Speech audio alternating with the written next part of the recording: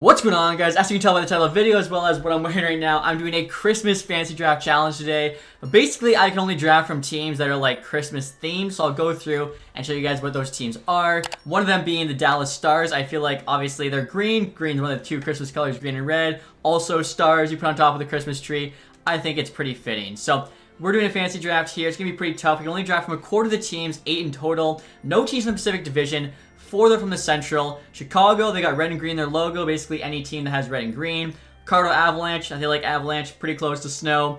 Dallas Stars, I just said. Minnesota Wild also have red and green. No teams from the Atlantic. Then from the Metro, I can draft from the Devils as they have the red and green alternate jersey. The 2 New York teams, as I don't know if you guys know, but like Christmas in New York is a pretty big thing. Very like, popular spot for Christmas. And then finally, Pittsburgh Penguins. Penguins are from the Arctic. I've got a penguin on my Christmas sweater, so I feel like it just made sense. And so we're rolling into the fantasy draft now, guys. And we got pick number 13. I feel like unlucky 13. Maybe it'll be lucky for us today. I'm honestly fine with that pick, so we're just going to keep it here. Should be able to get somebody decent. Again, the player we draft has to have either be currently playing or previously played for one of the teams we drafted. Makes it a little bit easier on us. So first here, Yossi cannot take. Kaprizov we could. On the Wild, PD can't. Point can't. Jack Hughes we could.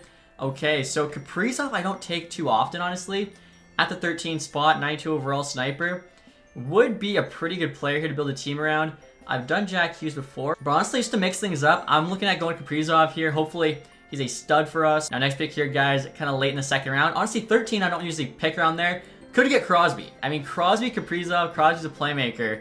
I like that a lot. Would he be available early third? Maybe. Could take, like, Rupe Hintz here and hope Crosby's still there in the third. Oh, man, is it worth it, though? You got Zibanejad Malkin coming up. I don't think it is. I feel like I'd rather just get Sid the Kid. I think we just get a lot more value there from him. Now, in the third round here, guys, we do have Malkin. We can't take Stamkos. Having to take Tavares. Obviously, we used to play for the Islanders. Malkin, though, got a 1 overall boost on him. If we're looking at defense, we'd have to go Spurgeon. Cannot take Pietrangelo. I feel like we might as well go Malkin here. Normally, I'd probably take Stammer, but again, we cannot take him. So we already got, the Penguins 1-2. Pavelski on the Stars we could get here. If we're looking at D, Chris Letang we could get if we want just another Pittsburgh Penguin, which would be kind of funny. Honestly, though, actually, Pavelski should be available for a little bit. Are we just going to go heavy here on the Penguins? Could also get Carlson. I think Carlson makes more sense. He's got a bit better of an offensive game than Letang.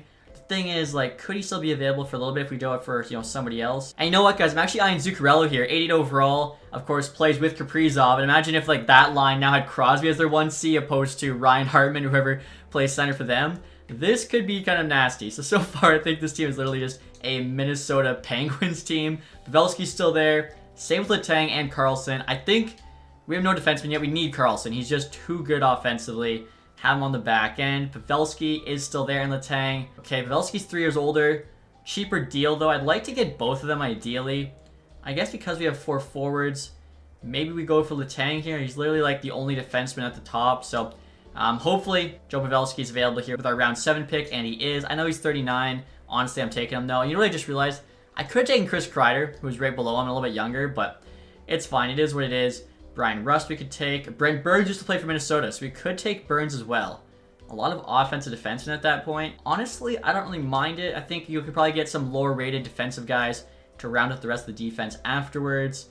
Next here, who could we take? Niederreiter played for Minnesota for a bit. Matt Dumbo, of course, played for Minnesota for a while. And Brian Dumoulin here, of course, played for the Penguins for a long time. I think he makes more sense. We already have so many good offensive guys. Dumoulin in the 9th round seems like it might be a little bit high, but hopefully that works out for us. Torrey Krug cannot take. Patrick Kane we can't take either. Are you sure about that? Matt Duchene we could, now in the Stars. Could also go for like Tyler Seguin, Riley Smith. Basically, we're looking for someone to round up the top 6. So we got our top 6 forwards there, top 4 D.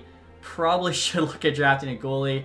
Could add Riley Smith. Goaltending wise, could get Fleury. Fleury, though, I think I got the last pick in one of my fantasy drafts, so honestly, it makes probably more sense just to wait. Now, in terms of our defense here, guys, could take Ryan McDonough. But honestly, before I take D, I'll probably go for like the 3rd line of forwards. I'm looking at David Perron. He did play for the Penguins for a little bit. 2-way forward, I think. Pretty solid 3rd line forward, although Smith here, a few years younger. Sniper, though, I think about more of a 2-way guy, so I'm going to go with Perron here. And actually, guys, still trying to fill out that 3rd line. Charlie Coyle played for the Wild for a long time. Power forward. I think he could actually be a good 3C. And next up here, you know what I just realized, guys? I didn't think I could take Patrick Kane because I'm like, he played for the Blackhawks and the Red Wings. What? Bro, what are you talking about, man? I totally forgot last year. He was with the Rangers. Getting Patrick Kane at this point, even though he's an 84, he plays way better than that. he'll actually be a top 6 player. Getting him in the 13th round is an absolute steal. So, wow, I can't believe it took me, so long to realize that. Luckily, he was still available. Pacioretty, I went over it like so many times. It's like Montreal, Vegas, Washington, Carolina. I don't think, we can get him. Again, I don't want to look it up. It makes it a bit tougher this way.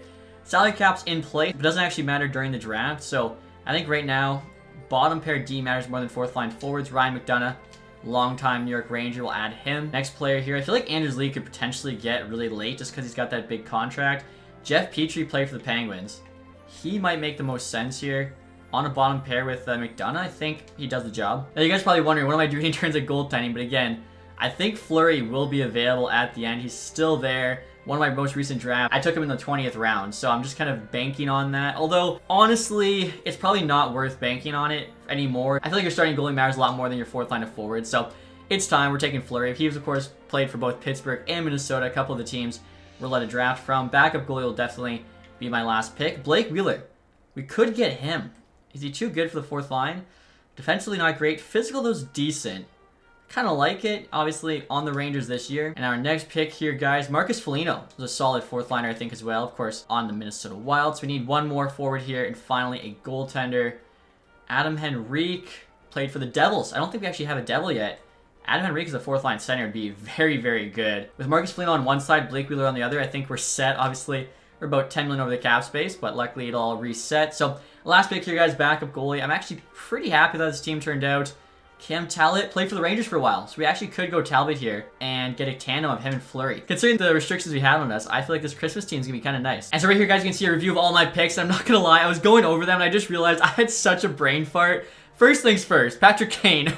Long-time Chicago Blackhawk. I was allowed to draft Chicago Blackhawks. I'm not sure why I forgot that during the draft. Luckily, I remembered Kane played for the Rangers as well, because if I passed on him when he played for two of the teams we're allowed to pick from, that would have sucked. I also realized, too, like Duchesne played for the Avs even longer than he's played for the Stars. So I think I actually drafted from every team available to us, except for the New York Islanders. I might be forgetting that one of these guys played for the Islanders at some point, but I don't think so. So I'll use some of the 8 teams available, which I think is pretty good. Alright guys, I just finished adding the lines for this team. Honestly, I don't see why they couldn't be a Stanley Cup contender. I can't believe how stacked this team is, considering the fact, we had those restrictions on us. So I actually switched it up quite a bit from what I originally planned on. First line, I figured we had to have Malkin and Crosby playing together, which left the right wing spot open for Patrick Kane. They get a +5. Again, Kane's going to play a lot better than 84. Second line, Zuccarello, of course, had to be with Kaprizov. They've got Pavelski there in the middle. They should do great there. Even the third line now, you got Perron, Duchesne, and Wheeler. I think very capable. Fourth line, Foligno, Coyle, and Henrique. Has to be one of the best fourth lines in the league. Should mention, too, the entire top 6 forward group gets a +5. Defensively here, we got Carlson, Letang as our top pair. It's literally just the Penguins' top pair. You got Burns and McDonagh on the second. Dumoulin, Petrie on the bottom pair. Goaltending-wise, again, Talbot, Fleury. There's our tandem. I'm hoping Fleury gets a bit more starts. He has a couple X factors, but we'll see. Power play 1 here looks, pretty ridiculous. It's basically the Penguins, and then you add in Kaprizov and Kane. It's got to make it pretty good. Power play 2 even looks pretty solid. They also get the +5. So, overall team chemistry here is good. I think we're pretty stacked top to bottom. We got a pretty good PK as well. I feel like we got some defensive players.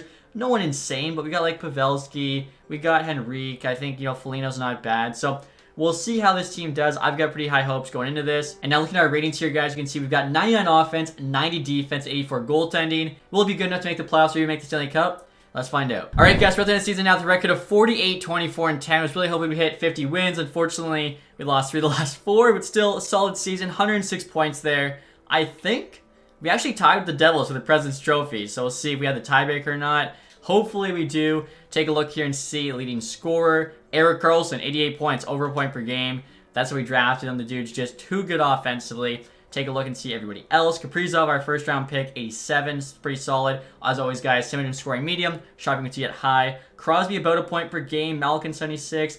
Kane 74. Again, for an 84, we drafted, 12th round. An absolute steal. Pavelski 58.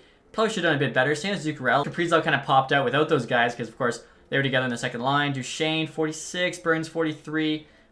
Overall, I feel like pretty solid. Dumoulin's a defensive defenseman, so it makes sense to be last place. Fleury there got a bit more starts. 902 save percentage, 306 goals against. Talbot 919 at 2-4.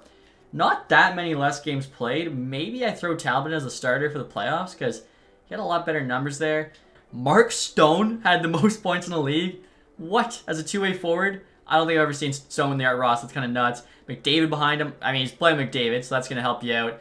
Jack Hughes, Stammer, or Jack Hughes and Stammer playing together, so it's just all combos. Interesting. You got, like, what, 7 guys there with 100 plus. Take Quinn Hughes at the top of the page as a D-man with 99. Maurice Richard there goes to Matthews. Defensive scoring, of course, led by Quinn Hughes, but Carlson was second, and he's a plus 18. Maybe an outside shot to Norris. Rookie skaters Bedard there at the Bruins at 78. Carlson, though, 4 back of him, plus 21 with the Penguins. You could steal the call there from Bedard. And Michkov here, actually drafted by the Flyers, played his rookie season. Usually he doesn't, and he had a better season than Cooley and Fantilli. And so entire league here, guys, I'm curious. Tiebreaker does go to us. We have 48 wins, but regulation overtime wins are equal. I guess we'll see at the end, like, who they actually get the President's Trophy to. Colorado there, squeaked in at 20. That's crazy. I guess just because they're one of those Christmas teams. Last place in the entire league. Vancouver, 75 points. The fantasy draft, no one should do, too terrible. We were first there in goals for. Goals against. The Devils were first. We were second. So overall, very good regular season. Hopefully can have some luck now in the playoffs. And the first line here, guys, we got the Avalanche. They got Perfetti, Nelson, Eberle first line. I mean, just doesn't compete with us at all. Same with their second. They got Couture, though, 86 on the third line, which is pretty good. Yeah, like, they got some depth, but no stars. Defensively, they're actually really good. Renski, Anderson, and Trouba. Like, that's solid. Goaltending, they got Vasilevsky. So, usually when the team's not looking the greatest, it's because they drafted an elite goalie pretty early. I don't know if Vasilevsky's going to be able to, carry this team. Because I said that he probably will be able to. We'll see, though. I do like our team better on paper. So, first couple games, we're in Dallas here. 6-3 win. 5-2 win. Let's go. Head to Colorado. 8-7 OT loss. Wow, what a game 3. Game 4, 4-2 loss. This is all tied up now. We're headed home, luckily. Game 5, 4-3 loss. Can we force Game 7 in Denver, Colorado? We did 4-1 win. All we gotta do now is win one more game. We don't go in round 1. Are you kidding me? This team, 6-3 loss, Game 7 to the Avs. Just so typical. And so the playoffs are now complete, guys. The Anaheim Ducks actually took home the Stanley Cup. Erik Karlsson there was our playoff scoring leader. 11-7. Like, Karlsson looking for his first ever cup. Was definitely doing his part. Looking at the playoff tree, after the Avs upset us, they actually beat the Preds before losing the Ducks in 5. So, I mean, I don't know. I can't believe. First round exit for this team seems way too early. Take a look at the player stats behind Karlsson. Malkin's over point per game. Kaprizov, Kane, Zuccarello were all a point per game. Crosby, Pavelski, 5. You'd like a bit more. Henrique had 5 assists as a 4th liner. Like, definitely did his part. Now, goaltending, I actually ended up leaving Fleury as a starter. 3-time Stanley Cup champ.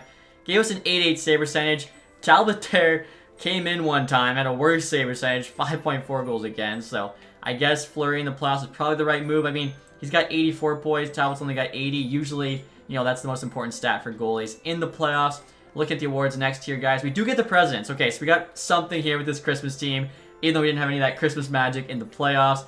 Individual awards, Mark Stone, Art Ross. McDavid, though, got the Hart. Interesting. Quinn Hughes, of course, James Norris, Pasternak, Lady Byng, Bedard, Calder, Evander Kane, Conn Smythe, okay. Samsonov, Vezina, Logan Thompson, William Jennings, Nick Seeler, Bill Masterton, alright. LA coach Jack Adams, Barkov, Selke, Ted Lindsay goes to Stone, and then Austin Matthews there and Maurice Richard. So, at least we won the President's Trophy, and unfortunately for us, just could not get it done in the playoff. But I really hope you guys enjoyed this video. If you did, leave that thumbs up. And make sure you guys hit the subscribe button down below. Got a ton more videos planned as we get closer to Christmas. And as always, guys, thanks so much for watching. Have a nice day. Goodbye.